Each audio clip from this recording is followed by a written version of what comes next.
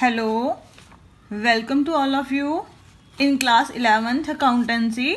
आज का जो हमारा टॉपिक है वो है double column cash book.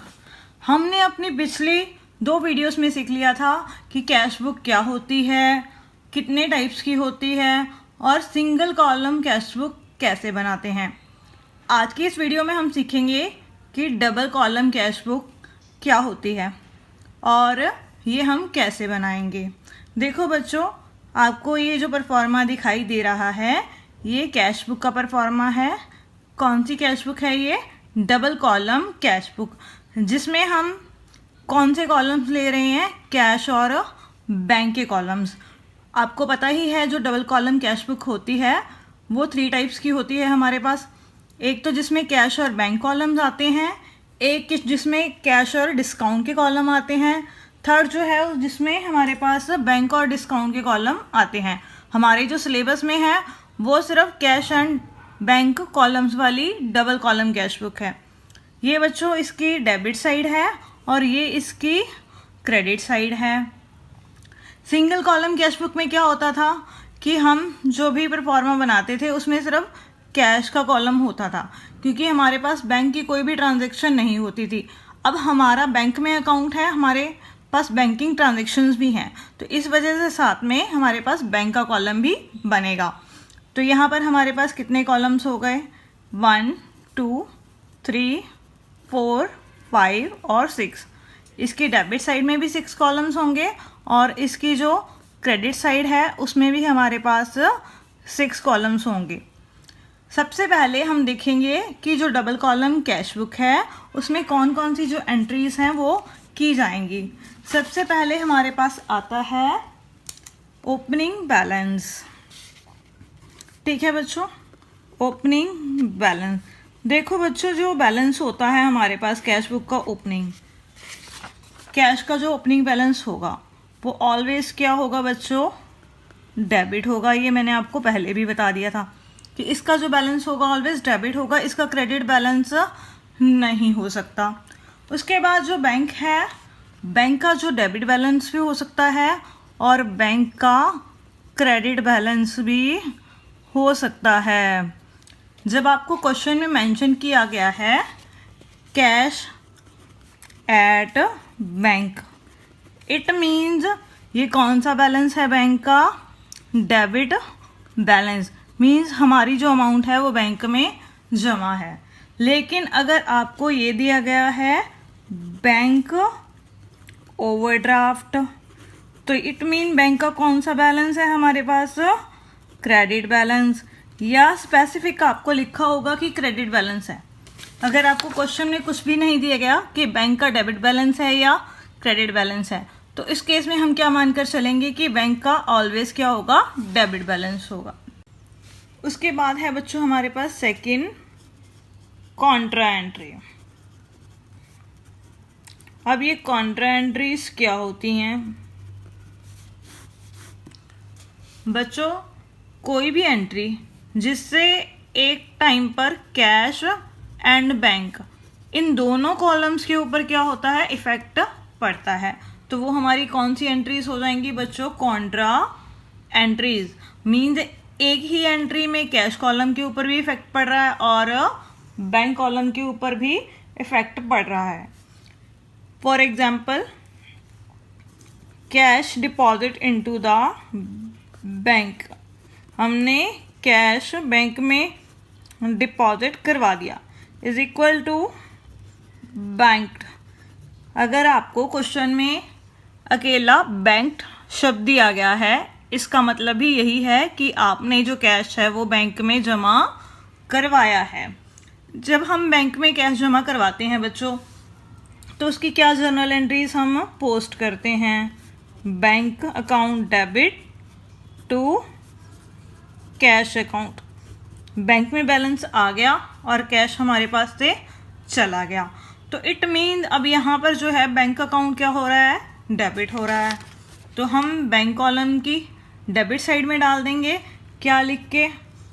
To cash account लिख के बैंक कॉलम में। और कैश अकाउंट यहाँ पर हमारे पास क्या हो रहा है बच्चों? क्रेडिट हो रहा है। तो कैश अकाउंट की कौन सी साइड जाएगा? क्रेडिट साइड में। क्या लिख के? बाय बैंक लिख कर। ठीक है बच्चों, अब ये एंट्रीज दोनों अकाउंट्स को इफेक्ट कर रही है, तो इस वजह से हम इसे कॉन्ट्रा एंट्री बोलते हैं और यहाँ पर हम सी वर्ड का प्रयोग इसको नोट करने के लिए करते हैं, ताकि हमें पता लग जाता है कि ये कॉन्ट्रा एंट्री है। सिमिलरली अगर हमने कैश विड्रॉ करा है बैंक से ऑफिस यूज़ के लिए, ठीक है बच्चों, उसकी हम क्या जर्नल एंट्री करेंगे? हमारे पास कैश आ गया ऑफिस में, तो कैश अकाउंट क्या हो जाएगा बच्चों? डेबिट हो जाएगा। और बैंक में से बैलेंस कम हो गया, चला गया, तो बैंक अकाउंट क्या हो जाएगा बच्चों? क्रेडिट हो गया। तो ये भी हमारी कौन सी एंट्री है बच्चों? कॉन्ट्रा एंट्री है, क्योंकि इसमें भी कैश और बैंक दोनों अकाउंट्स के ऊपर एक ही एंट्री में इफेक्ट पड़ रहा है। तो अब यहाँ पर हमारे पास कैश आ गया, कैश डेबिट हो गया, तो इसे हम कैश बुक की कौन सी साइड लिखेंगे? कैश कॉलम की डेबिट साइड। क्या लिख कर डालेंगे? टू बैंक अकाउंट, बैंक से कैश हमारे पास आया।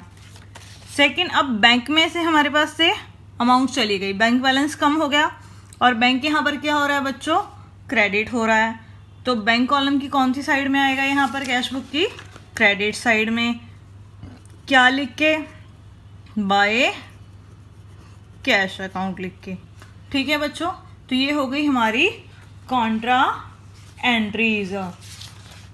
थर्ड है, अगर हमने कैश विड्रॉ करा हो, कैश विड्रॉ करा है बैंक से,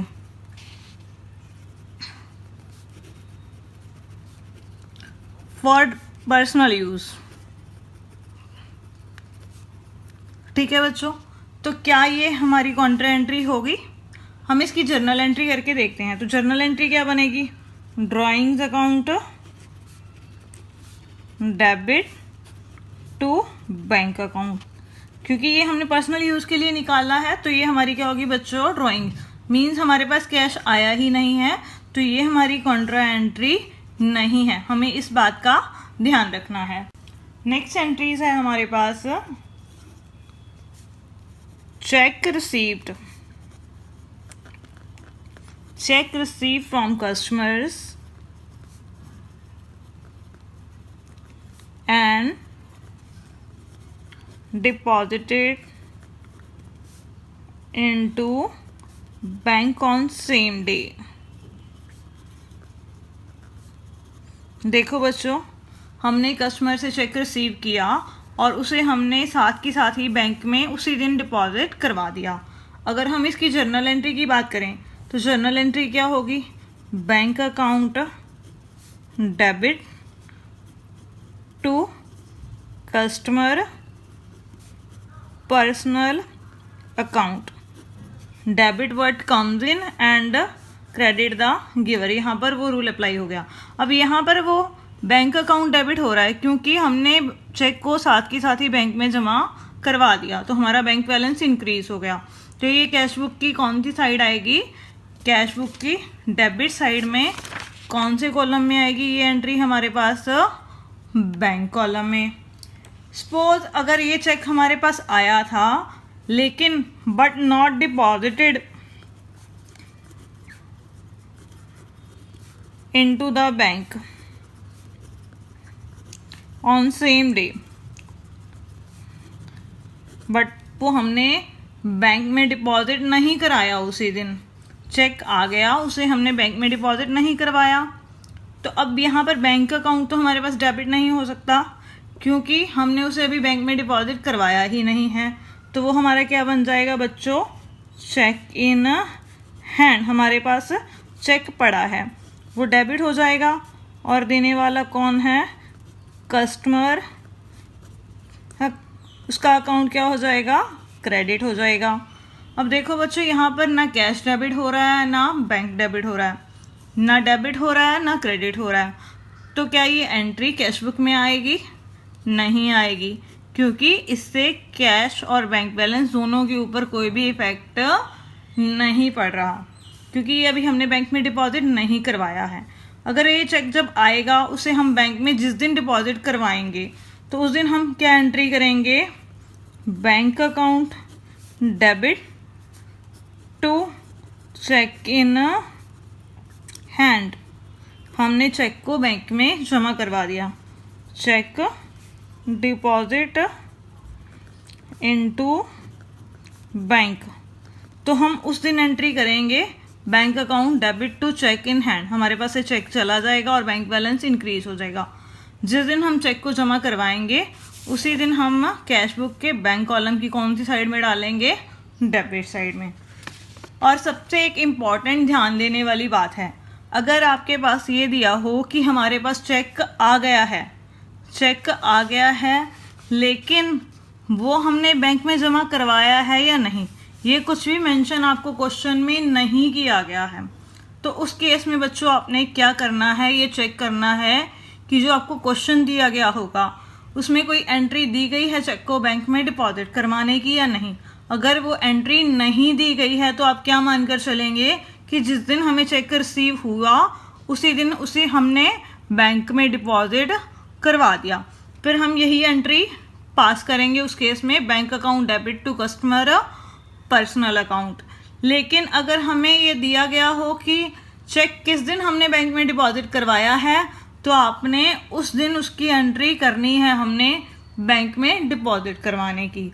अगर आपको कुछ भी मेंशन नहीं है तो हमने क्या मानकर चलना है कि चेक हमने सेम डेट को बैंक में डिपॉजिट करवा दिया है। नेक्स्ट एंट्री है, अगर हमने कोई पेमेंट की है, पेमेंट बाय चेक। अगर आपको क्वेश्चन में ये लिखा आया है तो इट मीन्स हमने बैंक से पेमेंट की है, तो वहाँ पर बैंक अकाउंट बच्चों क्या हो जाएगा, हमारे पास क्रेडिट हो जाएगा। तो वो जो अमाउंट होगी कहाँ आएगी, कैश बुक में, बैंक कॉलम की क्रेडिट साइड में। उसके बाद है, अगर बैंक हमसे कोई चार्जेस ले लेता है, बैंक चार्जेस, तो बैंक क्या करता है बच्चों, हमारे अकाउंट में से ही सीधी वो अमाउंट माइनस कर देता है। तो हम इसकी जर्नल एंट्री करें तो एंट्री क्या होगी, बैंक चार्जेस अकाउंट डेबिट, और बैंक से बैलेंस कम हो गया, बैंक ने सीधा हमारे अकाउंट से पैसे काट लिए, तो बैंक अकाउंट यहाँ पर क्या हो रहा है बच्चों, क्रेडिट हो रहा है। तो ये कहाँ आएगा, कैश बुक की क्रेडिट साइड में। क्या लिख कर डालेंगे, बाय बैंक चार्जेस से। सेम उसी तरह अगर बैंक हमें इंटरेस्ट अलाउ कर देता है, इंटरेस्ट अलाउ बाय बैंक, ठीक है बच्चों, हमारे बैंक में रुपए जो जमा है उसके ऊपर बैंक ने हमें ब्याज दिया तो हमें मिला, तो हमारा बैंक बैलेंस बढ़ गया, तो बैंक अकाउंट क्या हो जाएगा बच्चों, डेबिट हो जाएगा। और इंटरेस्ट हमने रिसीव किया है तो वो क्या हो जाएगा, क्रेडिट हो जाएगा। तो यहाँ पर अब बैंक अकाउंट डेबिट हो रहा है, तो ये कैश बुक की कौन सी साइड आएगा, डेबिट साइड में। कौन से कॉलम में, बैंक कॉलम में। नेक्स्ट एंट्री है हमारे पास एंडोर्समेंट ऑफ चेक। हमने किसी से चेक रिसीव किया था और वो चेक हमने आगे किसी और पर्सन को दे दिया। सपोज हमने रिसीव किया है चेक एक्स से, ठीक है बच्चों, तो हम इसकी क्या जर्नल एंट्री पास करेंगे, cheque in hand account debit to X. ठीक है बच्चों, हमने चेक रिसीव किया, वो आ गया, किस से आया है, एक्स से, एक्स का अकाउंट क्रेडिट हो गया। तो वही चेक आगे हमने क्या किया, वाई को एंडोर्स कर दिया, endorse cheque to Y, receive from X से। जो हमने चेक एक्स से प्राप्त किया था वो हमने वाई को दे दिया। देखो बच्चों, जब चेक आ गया हमारे पास एक्स से, वो हमने बैंक में डिपॉजिट नहीं कराया, इसी वजह से वो हम चेक वाई को दे पाए। तो जो ये चेक आया था अब हमारे पास यहाँ पर क्या हो गया, क्रेडिट हो गया, ठीक है बच्चों, और वाई का अकाउंट क्या हो गया, डेबिट हो गया, डेबिट द रिसीवर। अब इन दोनों एंट्रीज में बच्चों, जब हमने चेक रिसीव किया था और जब वो चेक हमने वाई को एंडोर्स किया, दे दिया मीन्स, तो दोनों केसेस में ना तो हमारे पास कैश अकाउंट डेबिट हो रहा है ना बैंक अकाउंट डेबिट हो रहा है। इन दोनों अकाउंट्स के ऊपर कोई भी इफेक्ट नहीं पड़ रहा, ना कैश कम हो रहा है ना बढ़ रहा है। तो इस वजह से ये दोनों एंट्रीज कैश बुक में रिकॉर्ड नहीं की जाएंगी। ये आपने ध्यान में रखना है, जब चेक हमने एंडोर्स किया है तो वो एंट्री कैश बुक में रिकॉर्ड नहीं की जाएगी।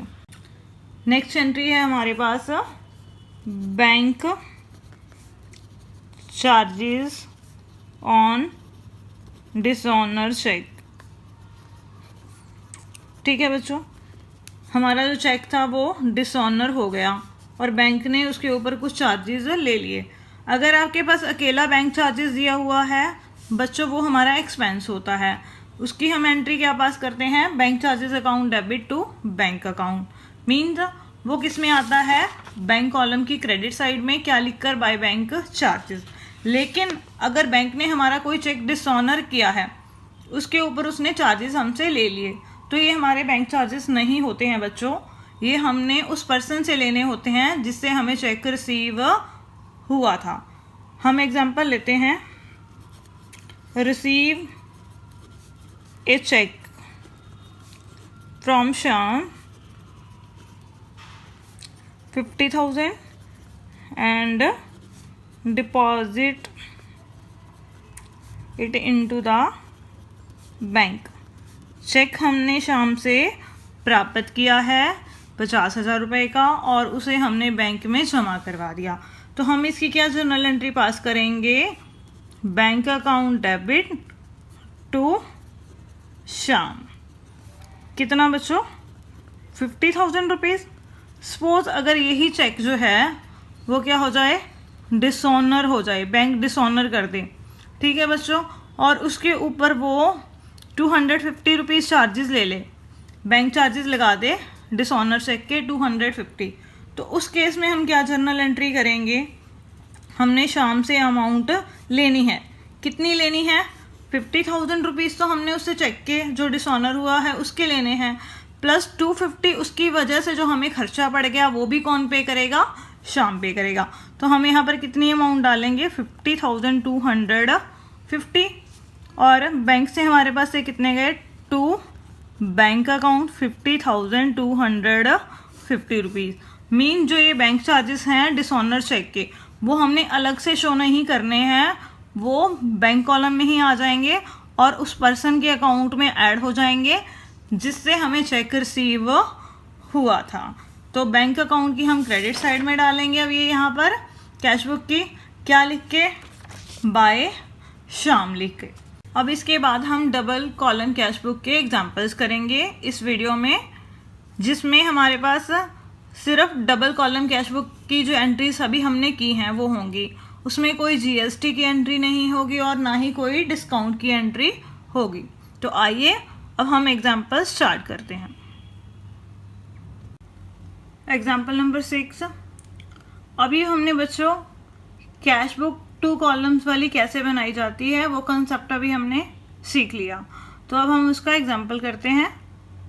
कैश बुक यहाँ पर हमने बनानी है जिसमें 2 कॉलम्स हैं हमारे पास, कैश और bank columns, means double column cash book हमने बनानी है। हमारे पास 1 जनवरी को कैश का बैलेंस भी दिया गया है और बैंक का बैलेंस भी दिया गया है। उसके बाद 4 जनवरी को हमने गुड्स सोल्ड करी हैं कैश में। 5 जनवरी को हमें कैश रिसीव हुआ है सुरेश से, कितना, 2,500 रुपीज़।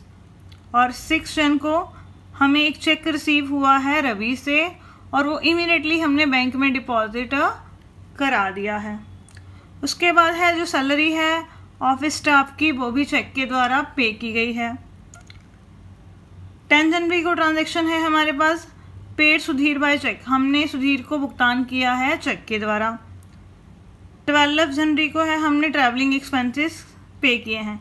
बच्चों यहाँ पर चेक लिखा हुआ है वो तो हमारी बैंक वाली ट्रांजैक्शन है, अगर हमारे पास चेक नहीं लिखा हुआ इट मीन वो हमारी कैश ट्रांजैक्शन है। उसके बाद है कैश परचेज की हैं, उसके बाद 16 जनवरी को एंट्री है कैश डिपॉजिट इनटू बैंक, हमने बैंक में कैश डिपॉजिट करवाया है। उसके बाद 20 जनवरी को एंट्री है हमने कैश सेल की है, और एक नीचे एंट्री दे रखी है उसी सेम डेट को, purchase machinery and payment made by cash, हमने मशीनरी खरीदी और उसकी पेमेंट कैश में की है। 21 जनवरी को एंट्री है paid wages for the erection of the above machinery, जो ऊपर हमने मशीनरी खरीदी थी उसको इंस्टॉल करवाने के लिए हमने वेजेस पे करी हैं, तो ये भी हमारा मशीनरी का ही खर्चा है। 22 जनवरी को एंट्री है withdraw from bank for office use, हमने ऑफिस यूज़ के लिए बैंक से रुपए निकलवा लिए, तो मीन्स कैश आ गया और बैंक में से बैलेंस हमारा कम हो गया। ये हमारी कौन सी एंट्री होगी बच्चों? कॉन्ट्रा एंट्री, जिसमें कैश और बैंक दोनों इन्वॉल्व होते हैं। उसके बाद है हमारे पास 23 जनवरी को receive a cheque from Anil and deposit into the bank, cheque हमने अनिल से रिसीव किया और उसको बैंक में डिपॉजिट करवा दिया। 27 जनवरी को एंट्री है Anil check return by bank, Anil का जो चेक था वो बैंक ने रिटर्न कर दिया, क्यों? वो डिसऑनर हो गया चेक का। उसके बाद है हमारे पास 28 जनवरी को एंट्री, हमने कंप्यूटर खरीदा है और उसकी पेमेंट चेक से की है, मीन ये बैंकिंग ट्रांजैक्शन है हमारे पास। उसके बाद 30 जनवरी को एंट्री है पेड चैरिटी, हमने चैरिटी पे की है, तो इट मीन्स ये हमारी कौन सी ट्रांजैक्शन है बच्चों? कैश ट्रांजैक्शन है, क्योंकि यहाँ कुछ मेंशन नहीं है कि हमने वो चेक से की है या कैश से की है, तो हम ये मानकर चलेंगे कि हमने जो पेमेंट की है वो कैश में की है। उसके बाद है 31 जनवरी को entry paid into bank, bank में हमने जमा करवाए हैं, तो कैश चला गया हमारे पास से और बैंक में पैसे आ गए, तो ये कौन सी एंट्री होगी बच्चों? हमारी कॉन्ट्रा एंट्री। तो आइए अब हम इसे कॉपी पर सॉल्व करें। अभी हमने एग्जाम्पल 6 को रीड आउट किया, उसमें हमें कैश बुक बनाने के लिए कहा गया है। यहाँ पर हम डबल कॉलम कैश बुक बना रहे हैं, जिसमें हमारे पास कैश का कॉलम है और बैंक का कॉलम है। तो यहाँ पर ये मैंने इसकी डेबिट साइड बना ली है यहाँ तक, और ये इसकी क्रेडिट साइड है। और जनवरी 1 को हमारे पास इसका ओपनिंग बैलेंस दिया हुआ है कैश का 4000 और बैंक का 12,000 रुपीज़। बच्चों कैश का जो बैलेंस होता है वो ऑलवेज डेबिट होता है, लेकिन जो बैंक का बैलेंस होता है वो डेबिट भी हो सकता है, वो क्रेडिट भी हो सकता है। क्वेश्चन में हमें कुछ मेंशन नहीं है, तो इट मीन्स इसका कौन सा बैलेंस होता है? बैंक का डेबिट बैलेंस होता है। क्रेडिट जब होगा जब आपको स्पेसिफिक मेंशन किया होगा कि बैंक ओवरड्राफ्ट है या बैंक का क्रेडिट बैलेंस है। जनवरी 4 को हमारे पास ट्रांजैक्शन है, हमने गुड्स बेची हैं कैश में, तो कैश में गुड्स सेल करी हैं, तो कैश आ गया हमारे पास, तो हम इसकी कौन सी साइड में डाल देंगे? कैश बुक की रिसीप्ट साइड में, टू सेल्स अकाउंट। गुड्स बेच दी कैश में, तो कौन से कॉलम में आएगा? कैश कॉलम में। कितना? 13,200 रुपीज़। उसके बाद है हमने सुरेश से कैश रिसीव किया है 2,500। 5 जनवरी को सुरेश से पैसे आ गए, तो क्या लिखेंगे? To Suresh 2,500 rupees. उसके बाद है 6 जनवरी को जो हमारे पास चेक आया वो साथ ही साथ हमने बैंक में डिपॉजिट करवा दिया। देखो बच्चों चेक आया और बैंक में डिपॉजिट हो गया, इट मीन्स हमारा जो बैंक का बैलेंस है वो इंक्रीज हो गया। अगर हम जर्नल एंट्री भी करें तो जर्नल एंट्री में क्या डेबिट होगा हमारे पास? Bank account debit to Ravi. Cheque कितने का है बच्चों? 6,400 का। ठीक है बच्चों, उसी दिन बैंक में जमा करवाया है, तो यहाँ पर बैंक अकाउंट डेबिट हो रहा है, तो कैश बुक की अब हम कौन सी साइड में डालेंगे? डेबिट साइड में, बैंक कॉलम में। तो यहाँ पर हमने एंट्री पोस्ट कर दी टू रवि 6,400। उसके बाद है हमने सैलरी पे करी है स्टाफ की चेक से, तो बैंक में से जो अमाउंट है वो हमारी कम हो गई क्योंकि हमने चेक से पेमेंट की है। तो 7 जनवरी को हम डालेंगे बाय सैलरी अकाउंट ये हमारी पेमेंट है, कितनी है ये हमारे पास 7600 रुपीज़। उसके बाद है सुधीर को हमने पेमेंट की है चेक से, तो पेमेंट की है तो कैश बुक की कौन सी साइड आएगा बच्चों, पेमेंट साइड में। कौन से कॉलम से, बैंक कॉलम में। क्यों, क्योंकि हमने पेमेंट चेक से की है 10 तारीख को बाय सुधीर अकाउंट। कितनी है पेमेंट 5000 रुपीज़। उसके बाद है हमने ट्रैवलिंग एक्सपेंसेस पे किए हैं 12 जनवरी को। बच्चों कुछ मेंशन नहीं है कि कैश में है या बैंक से पे किए हैं। जब बाय चेक नहीं लिखा हुआ इट मीन ये हमारी कैश ट्रांजैक्शन है, वो हमने एक्सपेंसेस कैश में किए हैं। तो ये पेमेंट हो गई, तो ये पेमेंट साइड में आ गया, कैश चला गया बाय ट्रैवलिंग एक्सपेंसेस अकाउंट। कितना आ गया बच्चों 1200 रुपीज़। उसके बाद है हमने कैश में परचेज़ करी हैं, कैश में परचेज़ करी हैं, तो ये भी हमारी क्या होगी बच्चों, पेमेंट हो गई, कैश चला गया। तो ये कौन सी साइड में आएगा, कैश बुक की क्रेडिट साइड में बाय परचेजेज अकाउंट। कितना आ गया ये 8000 रुपीज़।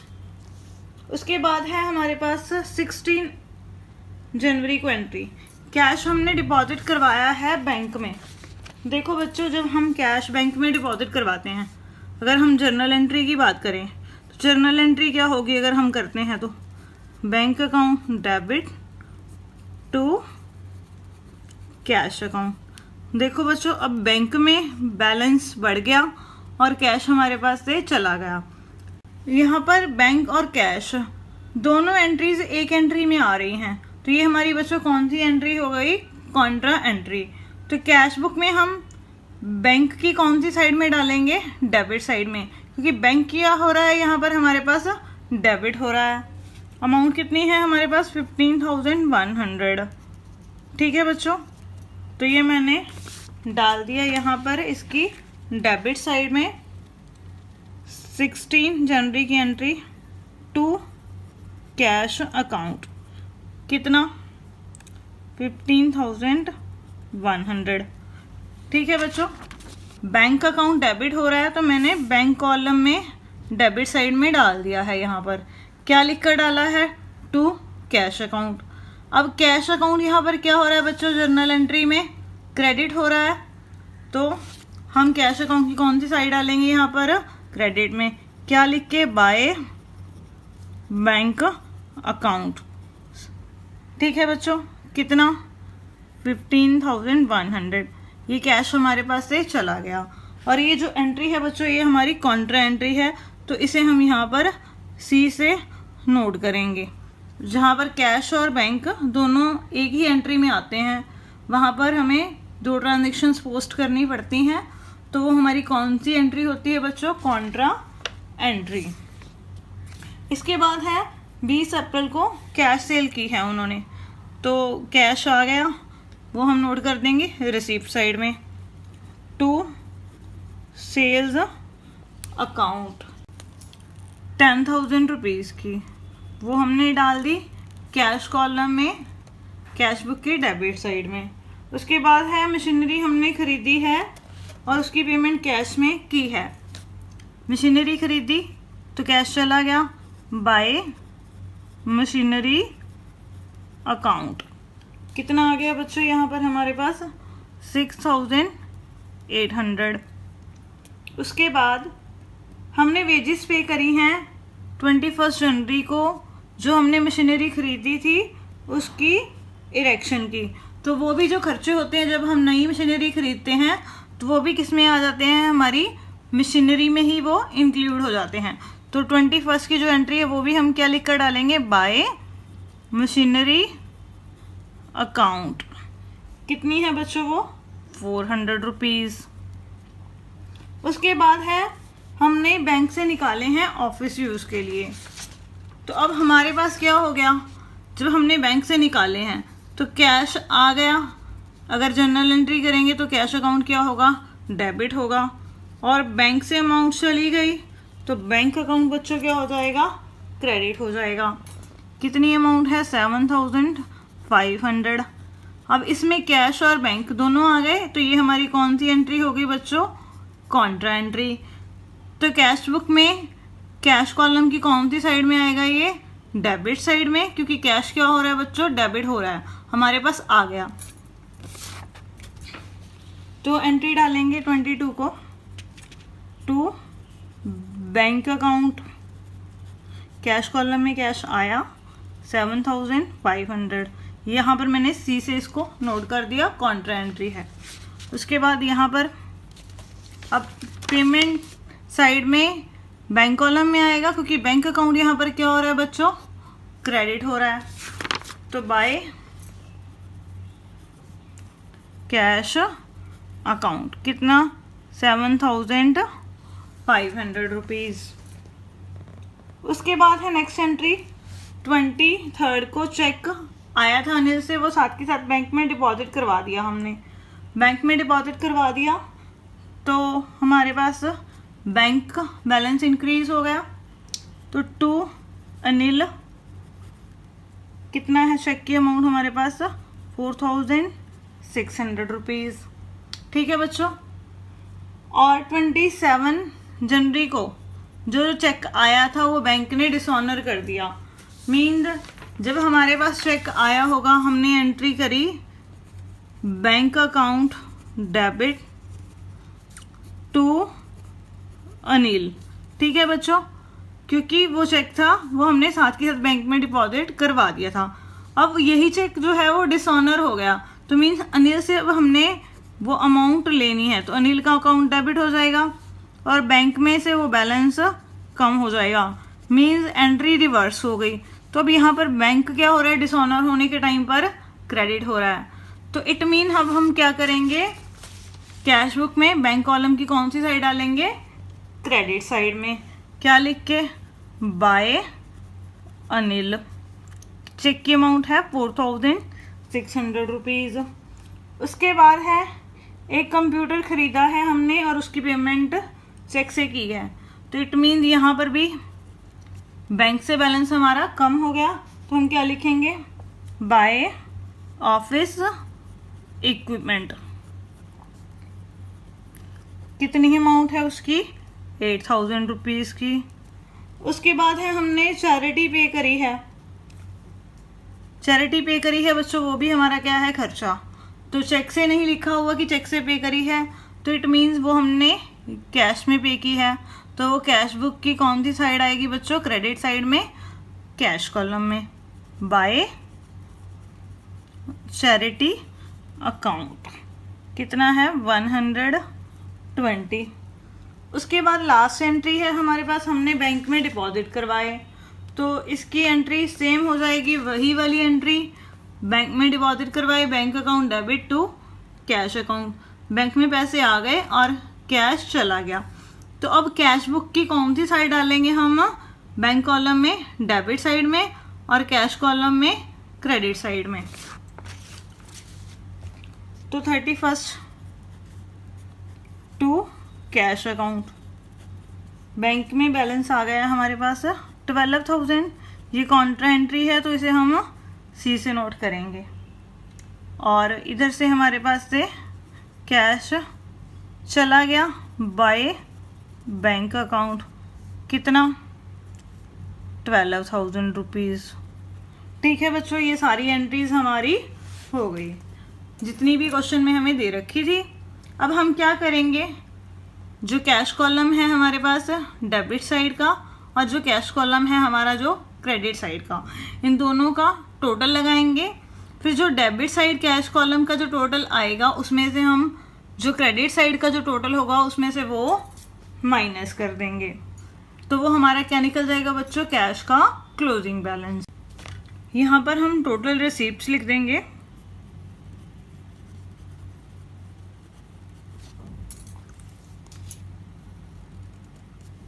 और यहाँ पर टोटल पेमेंट्स।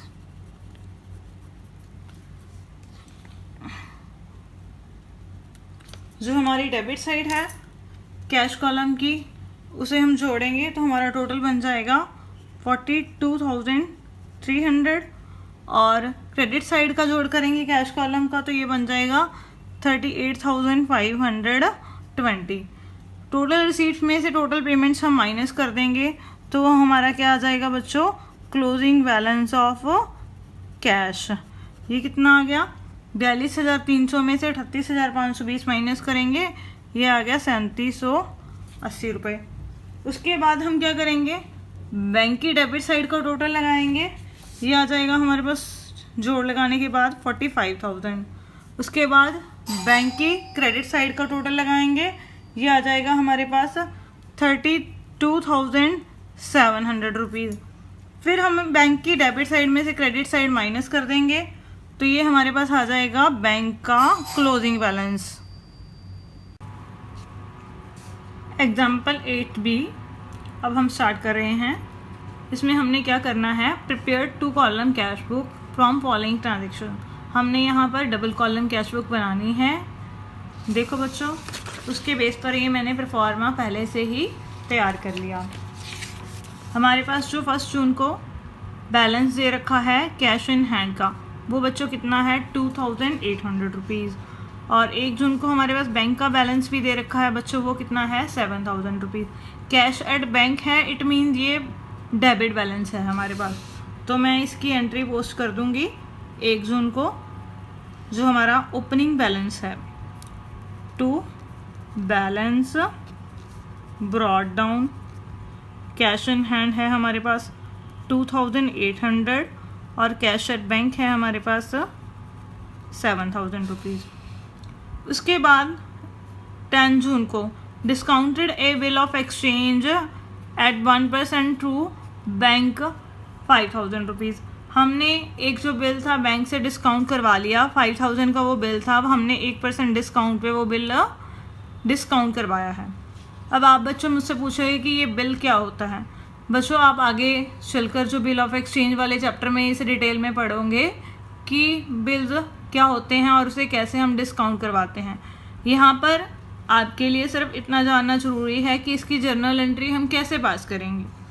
जब हम बिल डिस्काउंट करवाते हैं तो बिल हमारे पास से चला गया, तो उसे बोलते हैं बच्चों BR, means bill receivable. Bill हमने बैंक से बच्चों डिस्काउंट करवा लिया, तो अब जो पेमेंट आएगी वो कहाँ आएगी, हमारे पास बैंक में आएगी। तो बैंक अकाउंट बच्चों क्या हो जाएगा, डेबिट। कितने से डेबिट होगा, 5,000 का बैंक ने 1% डिस्काउंट काट लिया, डिस्काउंट हो गया 50 रुपीज़।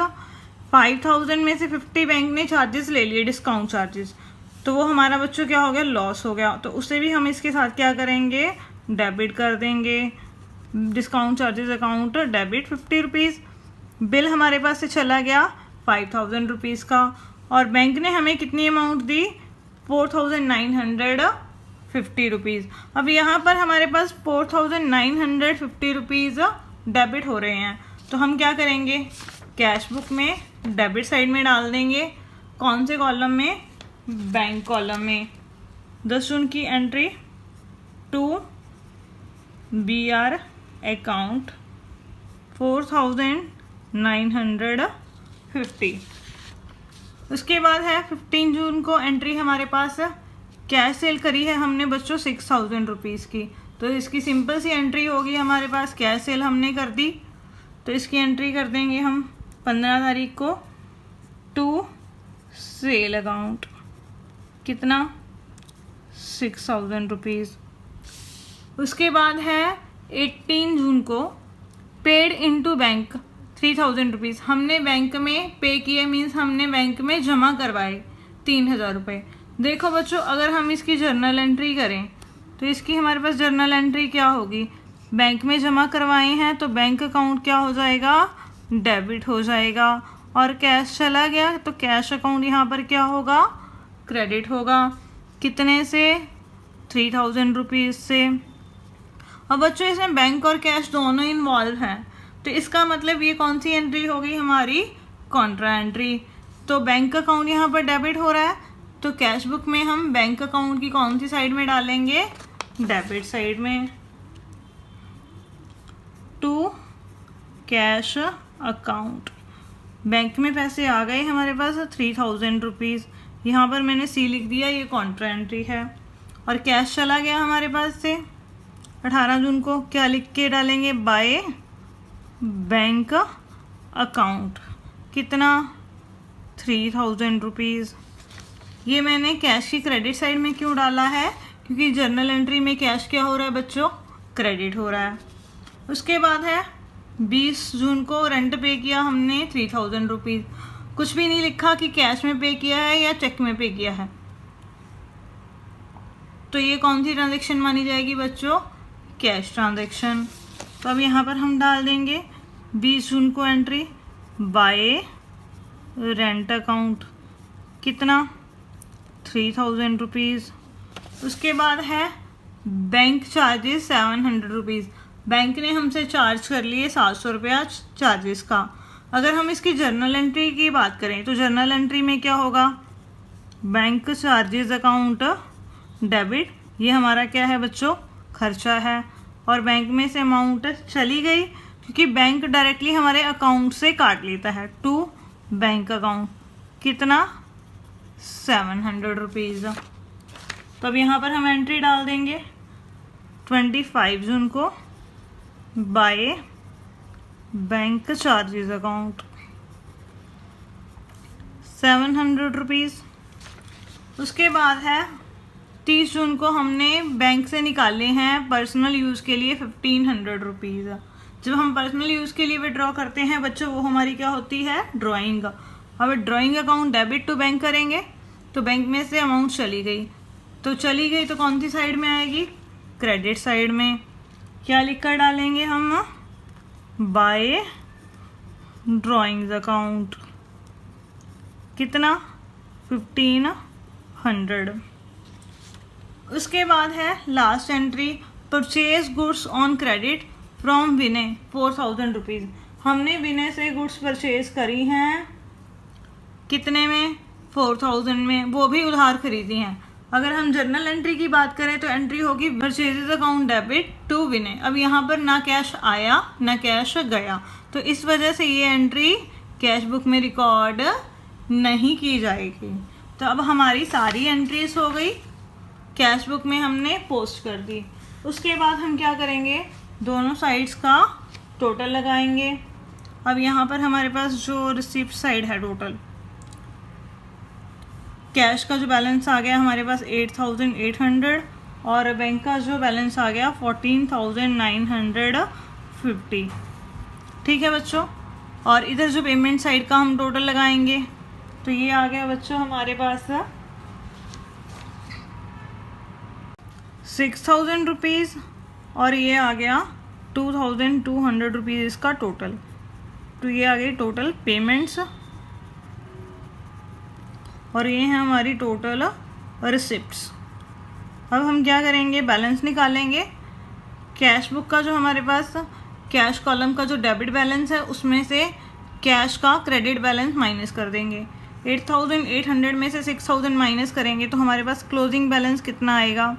बाय बैलेंस CD 2800 और बैंक के डेबिट साइड में से बैंक की क्रेडिट साइड माइनस करेंगे तो बैंक का बैलेंस आ जाएगा हमारे पास 12750।